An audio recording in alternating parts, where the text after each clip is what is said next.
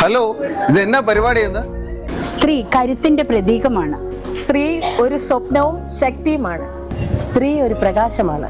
സ്ത്രീ ആകാശത്തേക്കാൾ വലിയ സ്വപ്നം കാണുന്നു. സ്ത്രീ സമ്പന്നയാണ്, സ്നേഹത്തിലും ശക്തിയിലും. സ്ത്രീ ക്ഷമയുടെ നിറകുടമാണ്. സ്ത്രീ വാക്കുകളാൽ നിർവചിക്കാനാവാത്ത നിഗൂഢ കാവ്യമാണ്. സ്ത്രീ ആർജവമുള്ളവൾ.